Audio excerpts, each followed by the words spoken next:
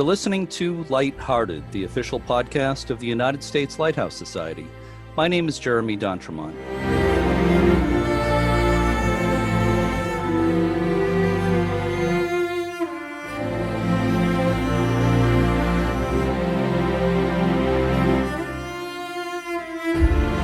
Welcome. With me today as co-host is Michelle Jewel Shaw, mom, teacher, photographer, and volunteer for Friends of Portsmouth Harbor Lighthouses. Hi, Michelle. Hi, Jeremy, and hello to all of our listeners out there. This is episode 79 of Lighthearted, scheduled for September 7th, 2020. On this date in 1936, Buddy Holly was born in Lubbock, Texas. He once said, quote, Peggy Sue, oh, how my heart yearns for you, unquote. Also born on September 7th, 1930, was the influential American jazz saxophonist Sonny Rollins. He once said, if I didn't have to make money, I would still play my horn. Well, if I didn't have to make money, I'd still do this podcast. So I completely understand. Where are we going today, Jeremy? We are headed back across the Atlantic to Scotland. We've interviewed people in Scotland in 3 previous episodes. I kind of like Scotland, in case you haven't figured that out. Yeah. And this time we're going to meet an actual Scottish lighthouse keeper, Ian Duff. Michelle, please help tell our listeners about Scottish lighthouses and Ian Duff. Sure, Jeremy. With its long coastline and about 790 islands, Scotland has been home to a large number of lighthouses. The Northern Lighthouse Board, founded in 1786, currently operates and maintains 206 lighthouses across Scotland and the Isle of Man. Many Scottish lighthouses were designed by the famous Stephenson family of engineers. One of the most famous is Bell Rock Lighthouse off the east coast of Scotland. Completed in 1811, it's the world's oldest wave-swept or so-called rock lighthouse. Automation of lighthouses began in Scotland as early as 1894, when the Oxcars Light in the River Forth had its 2 lightkeepers withdrawn. The light was operated using gas and was controlled by a clockwork timer to turn the light on and off as required. Bear Isle South was the last of Scotland's manned lighthouses to be automated on March 31st, 1998. Our guest today, Ian Duff, worked as a keeper at 13 Scottish lighthouses between 1976 and 1992. He spent about 5 years at Skerryvore, a remote station off the west coast of Scotland. Skerryvore is the tallest lighthouse in Scotland at about 156 feet. It was designed by Alan Stevenson and was completed in 1844. Ian Duff also spent about 5 years at Duncansby Head Light Station at the most northeasterly point of the British mainland. The lighthouse there was designed by David Allen Stevenson and was completed in 1924. Ian has remained involved with lighthouses since his retirement as keeper. Today he's the president of the Association of Lighthouse Keepers, or the ALK, an organization that provides a forum for everyone interested in lighthouses, lightships, and maritime aids to navigation. The association publishes a quarterly journal called LAMP that includes articles about lighthouse history and technology from around the world. The ALK also has a large archive of lighthouse-related material and is working to establish a study center that will be open to members. You can read more on the association website at alk.org.uk. I first met Ian Duff when I was in Scotland on a U.S. Lighthouse Society tour in 2017. I had the pleasure of speaking with him a few weeks ago via Zoom. Let's listen to that conversation now.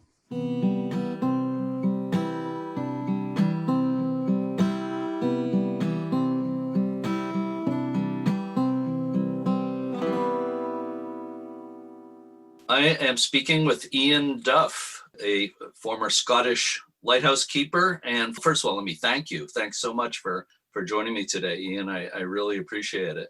And let me ask you, where in Scotland do you live?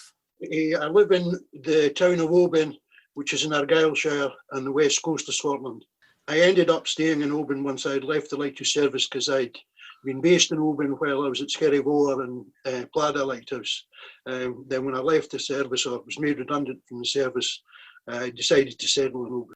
Yeah, you and I met 3 years ago in 2017. I was over in Scotland with the U.S. Lighthouse Society on a tour of the southeastern part of Scotland, mostly in the Edinburgh area, and then down the east coast into England, quite a bit of the English east coast. It was a great trip. I loved it, and it was great to meet you. And we met at St. Abb's Lighthouse, and you spent some time with our group. That was fun. Yeah. I enjoyed it immensely as well. That's meeting up with you all in Edinburgh, and then travelling to Barnes Nest, and then travelling to St. Abb's with you. It was very, very good. I really fell in love with Scotland. I was in love with Scotland even before I saw it. I think a lot of people are, from media and so forth. But it's just a wonderful place. Edinburgh is a great city too. First of all, I'd love to know a little. I don't really know how you became a lighthouse keeper. You became a lighthouse keeper in 1976. Is that correct? That's correct. Funny enough, when I was a small boy, we lived up in the northeast coast of Scotland in Aberdeenshire. And on a Sunday school outing, we were taken to visit the lighthouse at Kinnaird Head at Fraserburgh. And I'd always been fascinated by lighthouses. And when we were all up in the light room, I thought to myself, well, when I grow up, I want to be a lighthouse keeper. However, when time came for me to leave the school, I was the eldest in a family of 5, and my parents were fairly poor. So I ended up joining whisky industry in Speyside, famous for its malt whisky. I worked for 12 years in the whisky industry at 2 famous distilleries in Speyside. Unfortunately, in 1975, there was a slump in the whisky industry, and I'd just taken up a new post at Macallan Distillery, and I was told that I would be made redundant. By good fortune, the same day I was told I was being made redundant, the Northern Lighthouse Board had an advertisement in the local paper looking for a lighthouse keeper. So I immediately wrote away, and within 6 weeks, I had joined the lighthouse service. Initially, I went for an interview to the lighthouse at Covesea Skerries at Lossiemouth on a winter's day in December. The principal keeper there was doing the interviewing me for the job, and he was sitting in front of a lovely roaring fire, and he said, "Oh, you get all this free once you join the lighthouse service, and you get a house and you get free coal." So, right, this is for me. So 6 weeks after that interview, I proceeded to Edinburgh to start my career in the lighthouse service. And as you mentioned earlier on, the first station I was sent to was St. Abb's, where we were 3 years ago with yourselves. All right, that's where I met you. Let's go through your career. And you started at St. Abb's. St. Abb's was quite an important station at that particular time. It was a radio control station for the lights in the Firth of Forth, the Bass Rock, the Bell Rock, and the Isle of May stations. We made radio contact with them 3 times a day to ensure the keepers were okay in these rock stations.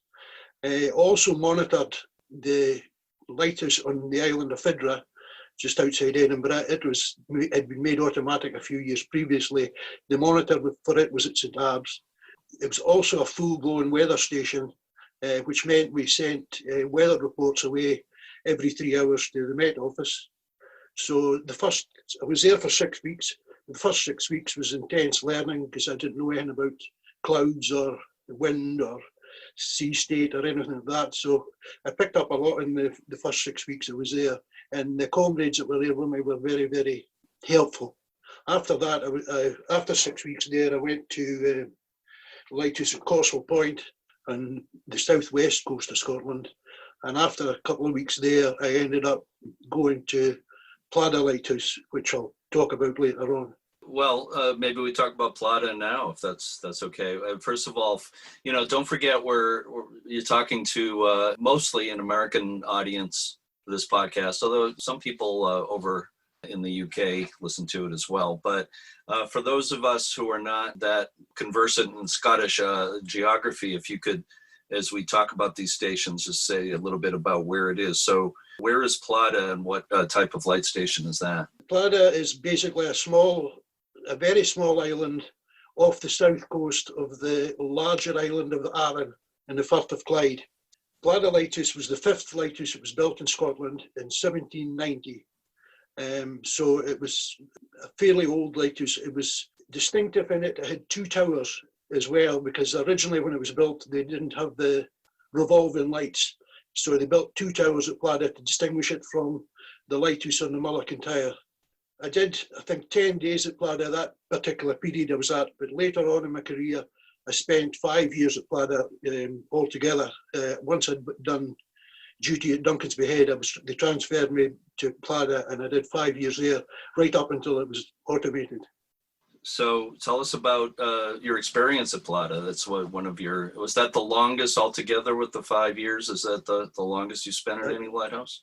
I did 5 years at Plada, and I also did 5 years at Duncansby Head, which is up in the very north of Scotland, close to the wee village of Johnagroats, which a lot of people have heard about because of the long distance walking, etc., from Johnagroats to Land's End. Plada was a nice small island, compact. We all had our own rooms because it had originally been a family station. So there was still two houses there. So you had plenty of room, and you weren't confined like you were at Skerryvore, where all the rooms are built inside the tower. Plada had houses, outbuildings. It was a nice place because we cut the grass, and it was lovely and tidy, and quite historical, being built in 1790, because it had an underground cellar where the paraffin had originally been stored. I enjoyed the 5 years there. The weather was not near so severe at Plada in the sheltered Firth of Clyde as it was at, say, Skerryvore or Duncansby Head. It was very seldom we had really, really bad weather at Plada. A minute ago, you mentioned paraffin, and in this country, it's the same as kerosene, right? We generally refer to it as kerosene. It's also known as mineral oil. You see that sometimes too. Yes. Yeah. So tell me, how many keepers did they assign to these places? I'm sure it varied from station to station. Plada was an island, but it was classed as a rock station after the families had been moved ashore to the bigger island of Arm. 3 keepers were on duty for a month at a time, and 3 were ashore for a month at a time. So there was essentially 6 keepers assigned to each rock station. And they didn't do a month at a time. The reliefs were carried out every 2 weeks so that information could be passed on to the next keeper coming on. Whereas if you changed over the whole 3, you wouldn't have any time to say what had been happening during the month. There was anything important to pass on. So generally the reliefs were carried out every 2 weeks. So what were some of the things, some of the duties, typical duties at a place like Plada, aside from keeping the light itself? Was there a fog signal there? Yes, there was a fog signal at Plada as well, yeah. So if the visibility dropped to less than 4 miles, you started up the fog signal. There wasn't a lot of fog in Plada. There's not a lot of fog in the west coast of Scotland compared to like the east coast of Scotland. I mean, I spoke about St Abbs earlier on. While I was at St Abbs, we blew for fog one period 7 days continuously. Whereas at Plada, you would be lucky if you blew for 7 hours in a month. It was the fog is very, very unusual on the west coast. That's why originally the first airport in Scotland was built at Prestwick. It's on the west coast of Scotland because it's fog-free virtually. Prestwick's not that far away from Plada as the crow flies. Now, I know in this country and in Canada, a big part of what lighthouse keepers have done, and there's still quite a few staff stations in Canada, and they monitor the weather, send weather reports in several times a day. Was that something you did at Plada and some of these other stations? Originally at Plada we didn't, but the last 3 years I was there, we did send weather reports to HMS Garnet, which was based at Prestwick. Every 3 hours we sent in weather reports from Plada, the last 3 years. Anything else that stands out as far as life at Plada and duties and that sort of thing? Any memorable storms, incidents, anything like that at Plada? No, very, very, very, very few occurrences at Plada. I remember one Sunday afternoon, a yacht ran aground between Plada and the south coast of Arran. But I was in charge of the lighthouse at that time, but I was in my bed in the afternoon because I was going and watch at 10 o'clock at night. But it was two young keepers that I had assigned with me, and they roused me up out of my bed to tell me this yacht had run aground in between. So of course I called the Coast Guard, and they called out the inshore lifeboat from Lash and Arran. They came down and pulled the yacht off. That was basically the only bit of excitement that ever happened there. It was fairly mundane, routine life. I mean, in your month's duty, you spent 2 weeks cooking for the other two keepers. And generally the last week you were there, you made the place absolutely spotless again for the next, the relief coming on. You washed down all the tower stairs, the engine room floors, and things like that. Yeah. And of course, during the summertime, we'd whitewash all the walls and buildings. By the time I was at Plada, the Lighthouse Board had employed contractors to paint the tower. But I mean, originally we used to do the tower on bosun's chairs slung over the top, but that had changed, and the Lighthouse Board had employed contractors with higher grade paint that lasted 10 years instead of the traditional lime that lasted just a year. So what sort of things did you eat at a place like Plata? I mean, the Lighthouse Board provided money for feeding the keepers at rock stations. And traditionally we used all the money they gave us, and we ate very well. Like an order for a fortnight would consist of like 2 roast lambs, 2 roast beefs, 2 roast porks, roast chicken, steak. We ate very well. That sounds really good. From Plata, I know you went back to Plata later, but you went to Rattray Head? Lived inside the tower at Rattray Head as well. It was just a half a mile offshore. Rattray Head's in the northeast coast, about 20 miles south of Kinnaird Head, where the Lighthouse Museum's based in Fraserburgh on the northeast coast of Aberdeenshire. I remember when I was at Rattray Head, the principal keeper said, your responsibility of your month here is to look after the fridge. I had just left a modernised whisky industry where everything was push button and electronic and everything. And I thought, there can't be much to look after with this fridge. But it turned out it was a paraffin fridge. They still had a paraffin fridge. It was my responsibility to make sure the flame burned for the month. And it was fine. But I just thought it was a bit old-fashioned, Yeah. I guess it was probably, would have been a lot of work to move it out and get a new refrigerator in there, so they just left it. Yeah. So you were at Rattray Head for how long? For a month. Mm-hmm. And then I went home for a 2 weeks leave. And then I left there and went to Cape Wrath for a month. Mm-hmm. That's right up in the most northwest corner of Scotland. At that time, it had been a family station as well, but by the time I was there, it had been turned into a rock station. So the 3 keepers on duty and 3 keepers ashore. You crossed on a boat across the Kyle of Durness to get onto a road, and then it was 14 miles up a single track road to get to the lighthouse across a desolate moor. And I was lucky. I mean, I was June by the time I was there, and it was nice summer weather, and it's quite a popular destination for hill walkers and tourists and everything. So we're kept busy. Well, that summer I was kept busy taking visitors up to the top of the tower and passed the time very quickly. It's nice weather. I just want to mention something. You've referred a number of times, a lot of these lighthouses where you were stationed were rock lighthouses. Here in this country, in the United States, we usually don't call them that. They're sometimes referred to as wave-swept lighthouses. But the term rock lighthouses I know is used throughout the UK for these places. But what would you say is the definition of a rock lighthouse?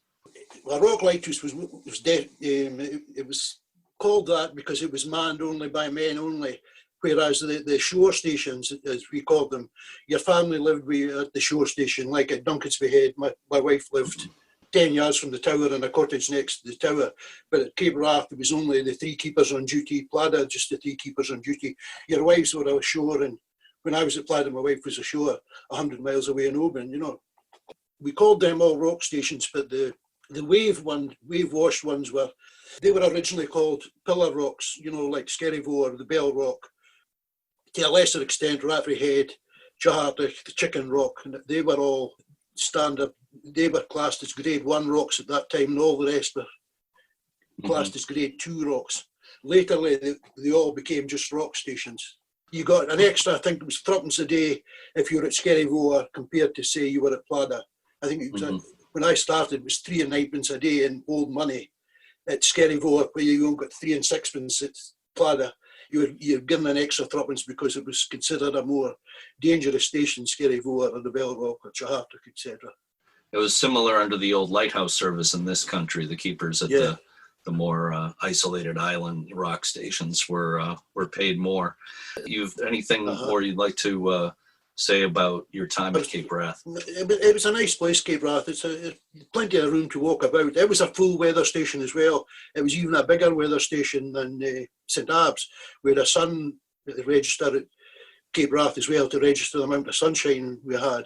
You climbed up in the engine room roof and changed the chart every night and read how much sun there had been during the day.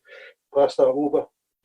I was back at Cape Wrath a number of times after Plada had been automated, because they didn't have a permanent station for me, so you filled in where somebody was off ill or something like that. After that, after I'd been at Cape Wrath, the next station they sent me to was Muckleflugga. It was a wonderful experience to be at Muckleflugga. I mean, I only spent the month there, but it was still a boat relief at Muckleflugga when I went there. You left the shore station at the very northernmost point of Shetland. And I mean, Muckleflugga is the most northerly point of the British Isles. And when you leave what could be termed as a fjord, like in Norwegian, you came out on the boat and you saw Muckleflugga perched up on top of this sheer precipice rock. I can remember thinking in my mind when I seen it for the first time, it's like something from Terra del Fuego, you know, it looked just so remote and so imposing. The boat then edged close into the base of the rocks, and you were swung ashore in a bosun's chair onto a wee landing, and then you had to climb up roughly 300 stairs to get to the top of the rock. You look at the pictures and it's so dramatic, perched up on that rock, and that's the first thing you think of. How the heck do you get on and off that thing? And life there must have been really interesting. Oh, I enjoyed the month I was there. It was, by this time it was September, and the weather was fairly good. Nothing unusual happened. But it was a nice crew of keepers that was there with me. You know, a lot of lighthouses, some keepers were supposed to get on with one another, but a lot of people were a lot better than others. The guys that were here with me were lovely guys. People are people, so I imagine one of the hardest things would be stuck in a place like that, to be with somebody you just didn't get along with. I mean, I can't play chess very well, but two of the keepers played chess at Muckleflugga, so they taught me the rudiments of chess, so that passed the time as well. Lots of things like that happened in my career in the lighthouse service, because I couldn't have much hobbies as such, but one keeper came to Skerryvore with us. He'd been in the Merchant Navy. He showed me how to put ships in bottles. So I carried on doing that. While I was at Radley Head, one of the keepers there, he made table lamps out of shells collected off the shore. He showed me how to do that. I'd learned how to play chess at Muckleflugga. So I picked up a lot of tidbits of stuff, you know, that carried me in good stead. Time in the service. Also at each lighthouse, there was a wood turning lathe. Every lighthouse had a wood turning lathe, so a lot of keepers made fruit bowls turned in the lathe, things like that. Well, when I was at Skerryvore, I made a scale model of Skerryvore turned in the lathe, you know, with little blocks of wood turned each course. Then made the lantern room out of copper. And one of the electrical technicians from Edinburgh got me a flashing unit so that it flashed every 10 seconds, the same as Skerryvore did. I still have the model. On my Facebook page, I think there's a picture of me holding the lighthouse. Okay. Yeah. So people can look for that. And you have a Facebook page in your name, Ian Duff, right? Yeah. Okay. Yeah, I'll definitely look for that. So you mentioned chess and woodworking, that sort of thing. But I'm wondering what else you did for entertainment, especially at the rock lighthouses, the more remote ones. For one thing, did you have television at these places? We had television at them all. It will be interesting if I continue with after I left Muckleflugga. Yeah. Because the next station they sent me to then was Skerryvore for the first time. When you spoke about the television there, they had a television at Skerryvore, which for the people that don't know, Skerryvore is one of the most famous lighthouse towers in the world, and it's 13 miles southwest of the island of Tiree off the west coast of Scotland. We had a small television set there, black and white. The signal came from a transmitter in Northern Ireland, which is about 100 miles south of Skerryvore, probably. But the picture was pretty terrible, and some nights it was just unwatchable. I can remember one night sitting, we were trying to watch the football was coming on at 10 o'clock on a Saturday night, and the head keeper said, I'm going to stay up to watch the football tonight. But the picture never cleared. It was all white spots. You couldn't see the ball. Eventually he said, I'm giving up. And he went off up the tower to his bed. And within 5 minutes of him getting up, the picture cleared, and myself and my friend George seen the football in peace. But latterly at Skerryvore, they built a new transmitter on the island of Mull, and we were able to get a good picture from it, because it was only, the island of Mull was only about 45 miles away from Skerryvore. But that was the first time I was sent to Skerryvore. Then I did duty at Rooree, Corswell, Devar, then back at Skerryvore, then Heisker and Ardnamurchan, and then back to Skerryvore again. By this time, it was virtually ready time for me to get a permanent station, instead of all this moving about and covering for people. And while I was at Skerryvore, I mentioned to the head keeper that was there at the time, I said, I would love to get Skerryvore here. I says, but I know there's a vacancy at Cantic Head as well, and there's one here. He said, leave it with me. He says, you've been here 3 times, and you're an ideal chap for a station like this, because you got on well with the keepers that's here. So lo and behold, after I went ashore, a week later, Edinburgh phoned me to tell me that I'd been appointed to Skerryvore Lighthouse on a permanent basis, which delighted me. My hobby being lighthouses, and I'd been assigned to one of the premier lights in the world. I thought at that time was one of the most beautiful lights in the world. It was designed by Alan Stevenson, designed and built by Alan Stevenson, of the famous Stevenson family of lighthouse engineers. Correct. Yeah, that's correct. And Alan Stevenson's initials are actually carved in the rocks when you're down in the summertime. Really? Wow. So, and it's also a very, very tall lighthouse. So I think it's over 150 feet. Yeah, 150 feet to the top of the lantern, 138 feet of masonry. Mm-hmm. And then sort of 12 feet of the lantern to the top. Yeah, and there's not much land around there, right? It's basically at low water. There's quite a few rocks. You can walk in the summertime. In the wintertime, you couldn't really get out the tower. Really, you're sort of incarcerated in the tower from October to March. With the winter weather. But in the summertime, you could get down onto the rocks and sometimes sunbathing at a nice day. And even in a wild day at Skerryvore, it wasn't quite. I mean, it was wild and you couldn't get out. But compared to like the other famous pillar rock close to Skerryvore, 12 miles south, is Jahartic, it was a much worse posting because the full force of the Atlantic broke on the tower. They only had one sort of rock, where at Skerryvore there was a number of rocks that sort of broke the force of the waves a bit. But the reef at Skerryvore ran for about 6 or 7 miles. You could see the rocks, white water breaking the rocks all the way along, Wonderful experience to be there. And a summer's morning, you could waken up in the morning, go up in the morning to switch the light off, and you would see maybe 80 seals lying all over the rocks, in a quiet summer's morning. You could fish at Skerryvore as well. We fished in the summertime off the rocks, caught white fish, but it was too rough to fish with a creel. We had a creel to try and catch lobsters, but we never, all the 4.5 years I was there, I think I only caught one crab. Whereas when I transferred to Plada, I took the creel, and the first day back at Plada, I caught 2 lobsters the very first day, yet the 4 years to get it, because all the fishermen that fished in the area around about Skerryvore said it was too rough to get lobsters. What were the living conditions? What were the rooms like inside the Skerryvore Tower? The rooms were much more spacious than the Bell Rock or Rattray Head even, because we all had our own bedroom.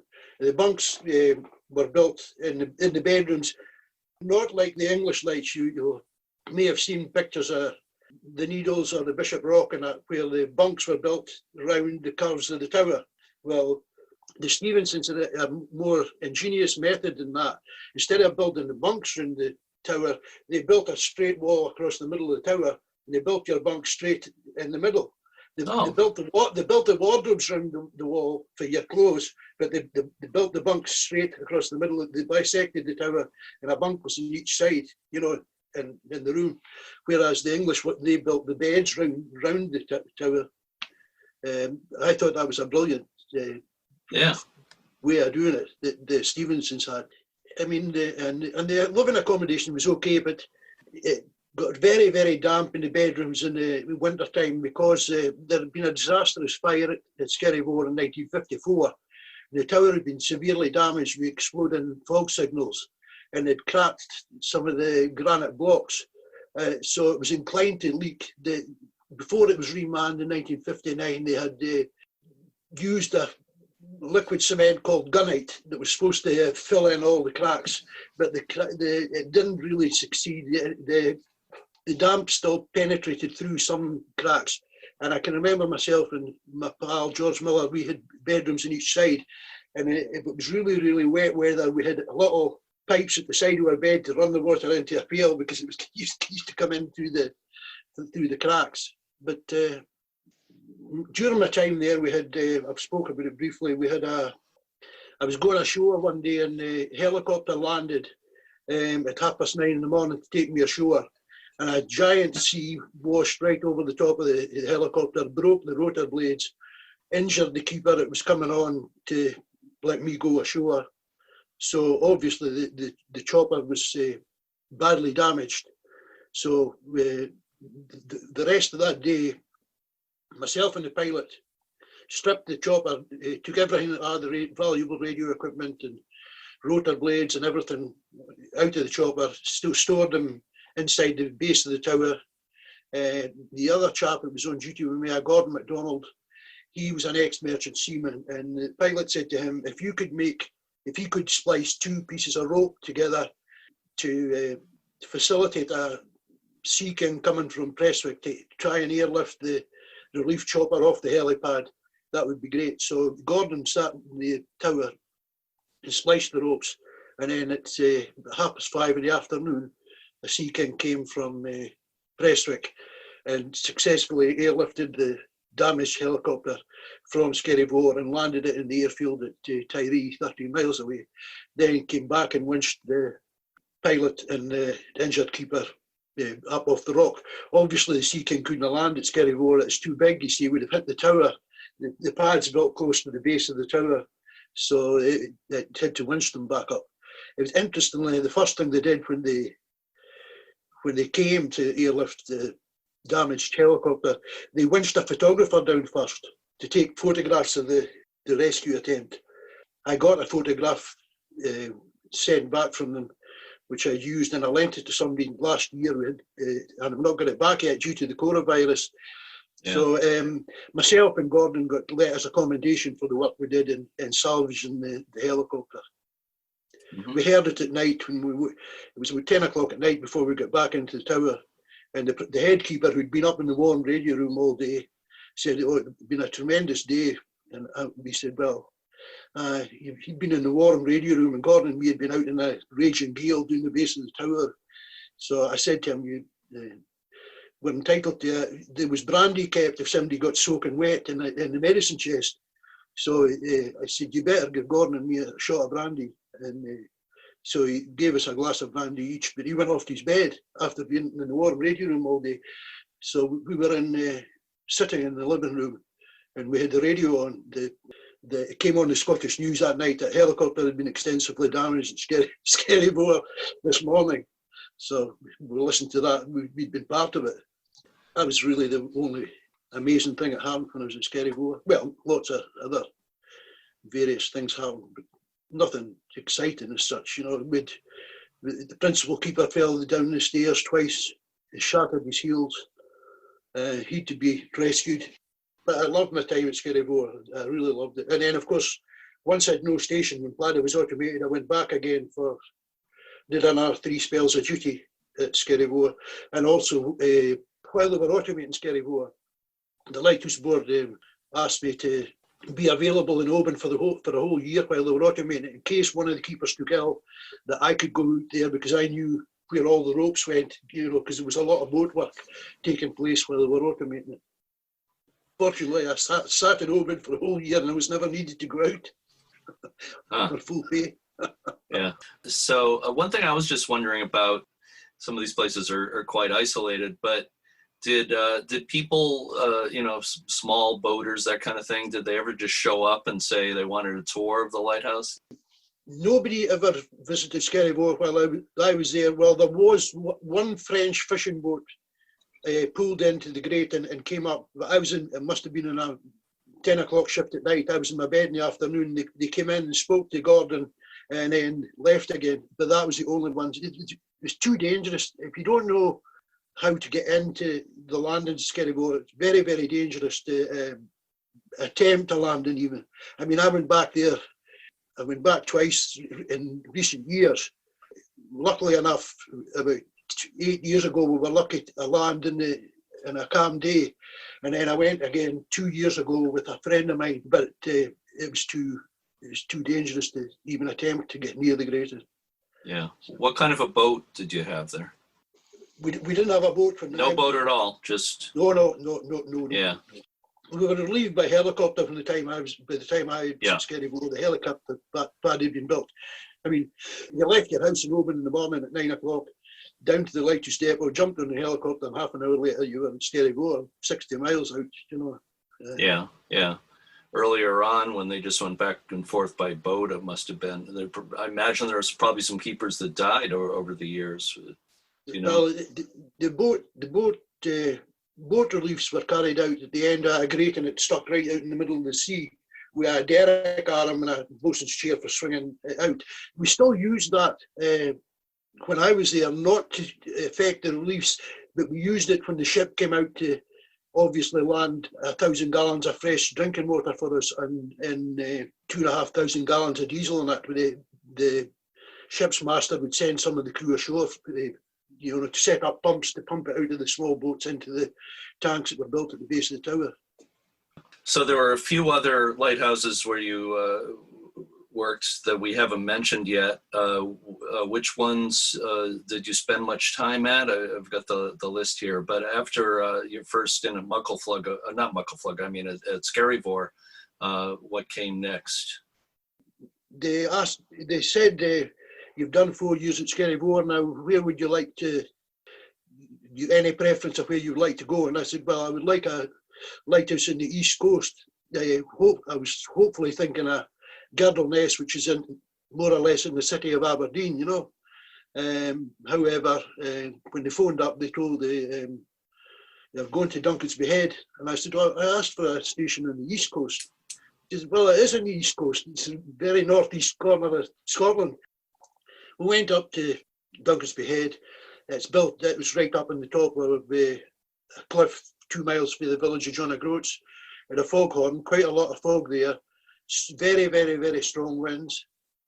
It's a square lighthouse tower, because it was only built in 1922, and by that time, the Lighthouse Board, decided that there was not really any need for a round tower at the point of the Duncansby, so they built a square tower, and then they also built a square tower similar at a lighthouse in Shetland called H&S, who you may have heard of, a writer called Sharma Carpsel, an American lady bought the houses there at one time. It's similar to Duncansby Head. They were both square towers, both built in the early 1920s. Duncansby was a busy station as well when I went there, because it was responsible for the radio operation for all the Orkney Rocks or island lighthouses. We spoke to Stroma, Pentland Skerries, North Ronaldsay, Sule Skerry, Copensay, 3 times a day to make sure the keepers were all okay there. As I said, it was busy with fog and fairly busy with visitors in the summertime as well. Obviously, with the village of John O'Groats, the population of the village of John O'Groats is about 60, but in the summertime, the population is about 6,000 every day, you know, with tourists landing in John O'Groats. So we had quite a lot of visitors in the summertime in the lighthouse there. As I said, the winds were very, very strong at Duncan's Bay.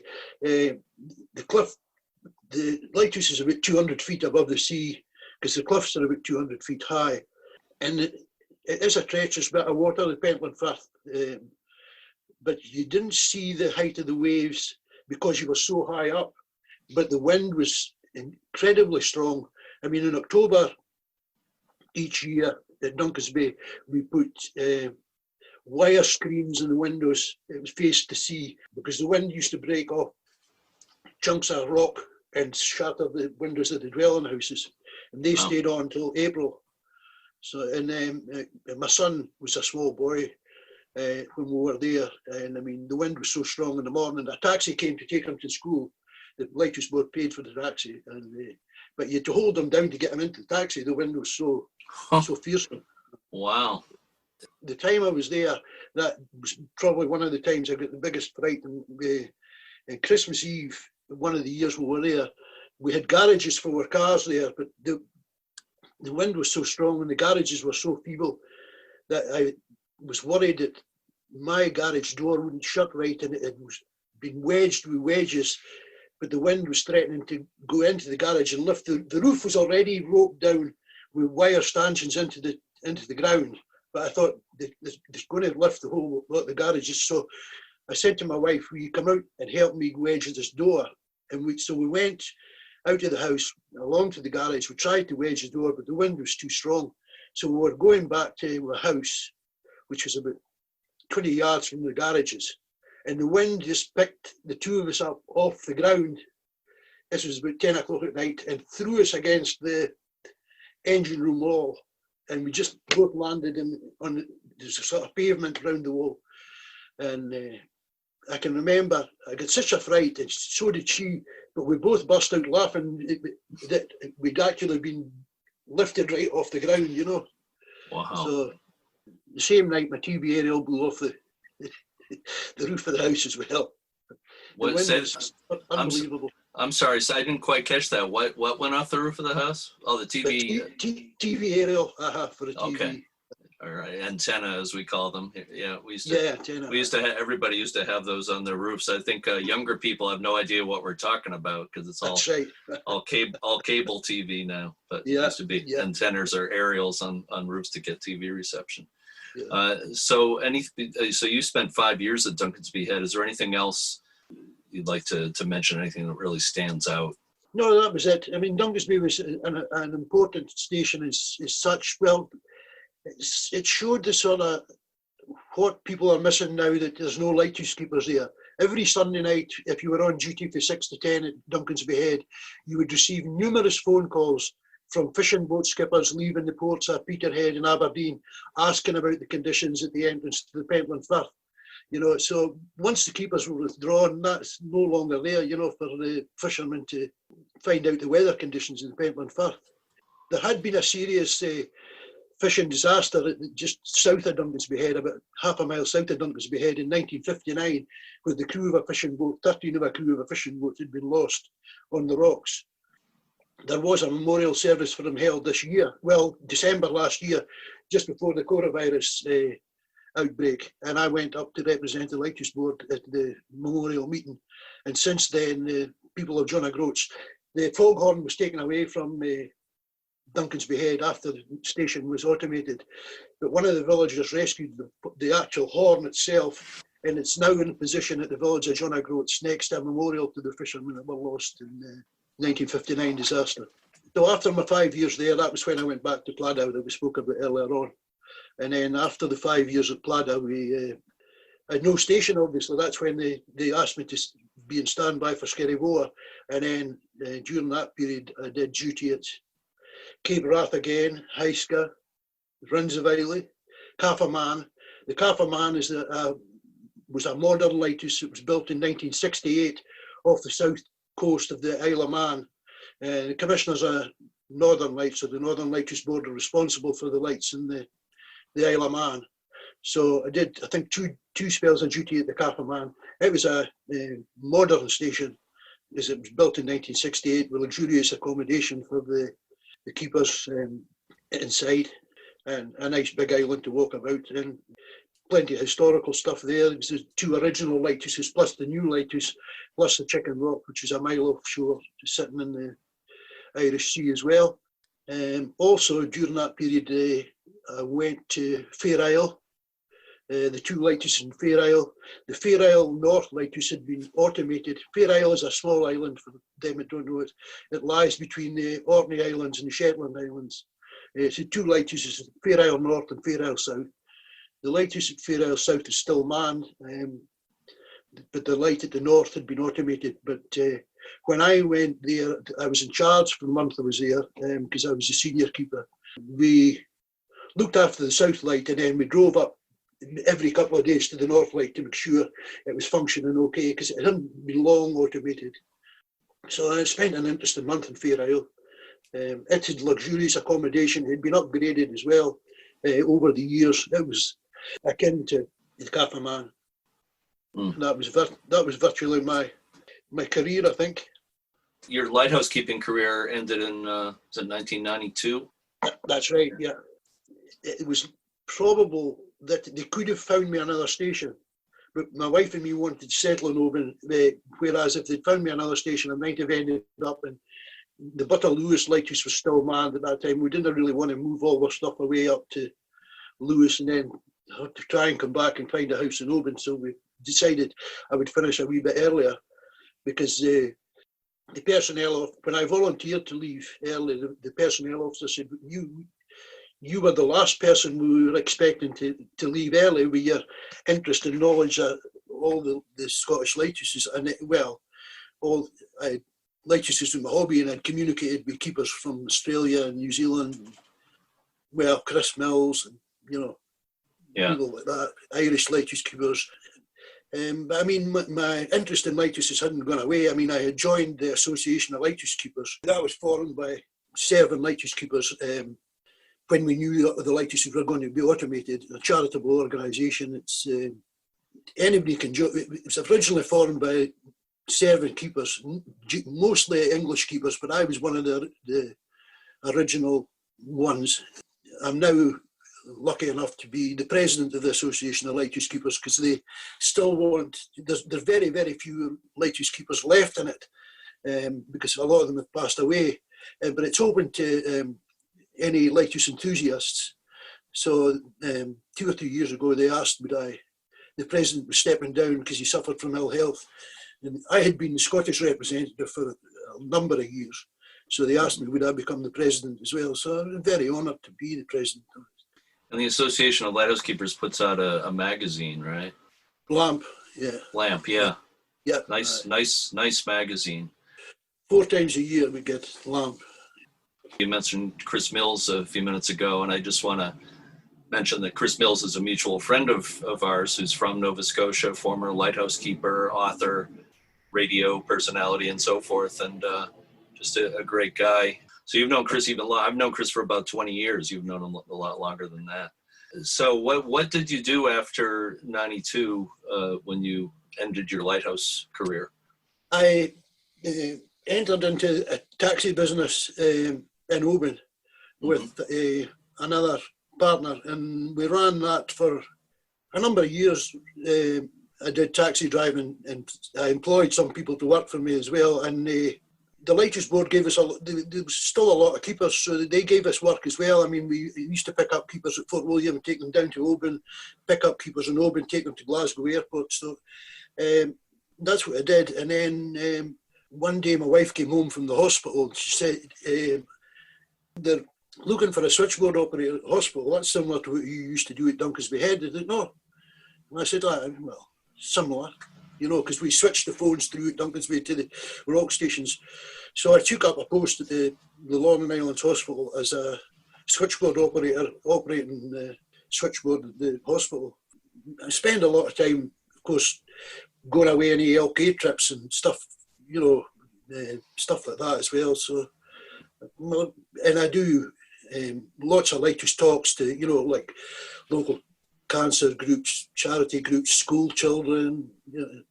I mean, I had 5 lighthouse talks all lined up for April and May, and they were all cancelled because of the COVID. I had an Isle of Man trip planned for May, and then we had the ALK annual general meeting planned for Belfast in September. Everything fell to bits with the COVID pandemic. I'm very lucky as well, in that if newspapers or television people contact the Lighthouse Board asking to talk to a keeper, the Lighthouse Board very kindly, they phoned me. I was first to say, you don't need to talk to them, Ian, if you don't want to, but if you will you do it? So, I feel honoured in that way that, they appreciate what I do. And I was lucky enough to take part in that programme, the Lighthouse Stevensons, when the Bell Rock was 200 years old. So, so very enjoyable. Sure. Well, you're a good representative for the Northern Lighthouse Board and for lighthouses, and I've seen you quoted in quite a few articles. So that's great that you're able to do that.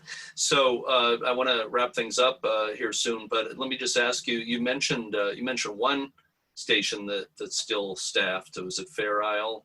But in Scotland, are there other staff stations at this point? There's no staff stations left now. There are none. There's none. They're all automatic. Yeah, they're all automatic. What they have now is what's called a retained lighthouse keeper. Okay. Now he doesn't. A friend of mine is a chap called Brian Johnston. Now Brian was originally a keeper at Cape Wrath. He was also a trained mechanical engineer, so he did a couple of years at Cape Wrath as a keeper. Then he became what was called an artificer with the Northern Lighthouse Board. They came round and maintained all the engines and at all the lighthouses. But he left the lighthouse service during the oil boom in Shetland to work in the oil industry in Shetland. But he kept his interest in lighthouses, and he maintains he should never have left the lighthouse service. So Brian is now what's classed as the retained lighthouse keeper for Shetland. Now he looks after all or visits if there's anything goes wrong, all the lighthouses like Sunbury Head, Muckleflugga, H&S, Bressie to a lesser extent because it's not run by the Northern Lighthouse Board now. But he also looks after all the minor lights in Shetland as well. And if you're ever lucky enough to go to Shetland and get in touch with Brian, you're guaranteed to visit every lighthouse and get into them, which is difficult for a lot of people. You can't get in. You can visit an automatic lighthouse, but you cannot get entry. But in Shetland, if you get in touch with Brian, you can get into the whole lot. I mean, I'd never been into Outskerry's lighthouse till a couple of years ago when I met up with Brian, and I was able to visit Outskerry's for the first time, because that was a tower where the keepers originally lived inside the tower as well. So it's the same in Caithness. They've got a retained lighthouse keeper that looks after Norse Head, Dunkelsby Head, Dunnet Head, dotted around the coast, but they don't stay at the lighthouse. They just maybe spend an hour a week at, checking the batteries are okay or anything's okay. I have one more question for you, Ian, for bonus points. Okay. What did you like best about your time as a lighthouse keeper? I just loved it. As I said earlier on, I mean, I loved being at Skerryvore. Lighthouses being my hobby. I loved, as I say, at Skerryvore in the winter time, you could stand down at the door, which is 30 feet up off the rock. You have to climb up 30 feet off the rocks to get in the entrance door. You'd stand there and watch the sea for 2 hours at a time, breaking, over your head at the door, jump back in, and then go up for your coffee at 11 o'clock in the kitchen, and then go back down, because there was very little work to do at a place like Skerryvore during the day, because the generators, you all had the generators to look after, but it wasn't an extensive station like Pladda where you had a lot of painting to do, because everything was self-contained inside the tower.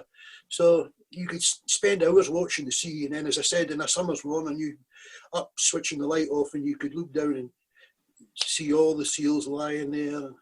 I just loved every minute of it. It's like, I think when they made that documentary, The Lighthouse Stevensons, Jimmy Oliver was on it. You may have heard of him. He used to be the assistant manager of the Lighthouse Museum at Fraserburgh. Jimmy was on that programme as well, and they asked, what would you do if they employed lighthouse keepers again? And Jimmy's answer was, I will be first in the queue. So, that's great. And that would be the same, I think. I mean, when I think of it now, I regretted actually leaving a few years early.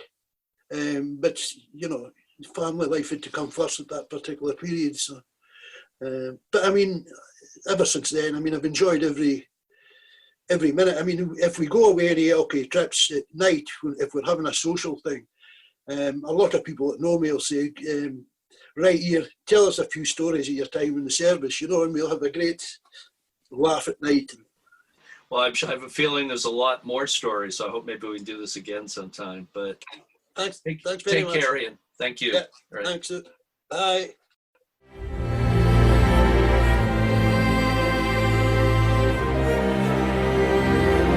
Alan Stevenson, one of the great engineers of the Stevenson family, designed Skerryvore Lighthouse and more than a dozen others.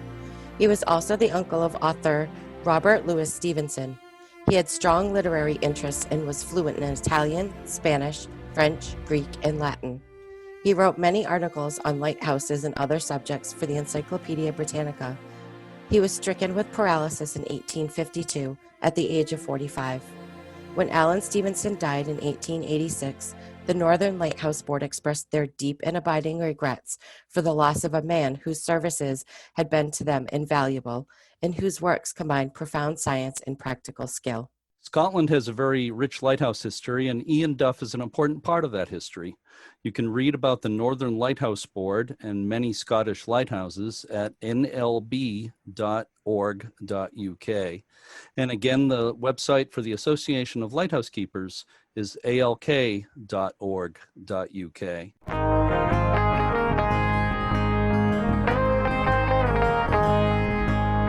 This little light of mine, I'm gonna let it shine. Also, I want to mention something else. Next week, one of our guests is going to be photographer Mike Leonard, who will give some digital photography tips. On September 12th, Mike will be aboard a sunrise photography cruise from Boothbay Harbor, Maine. The cruise will provide an opportunity to photograph some of the offshore lighthouses near Boothbay Harbor.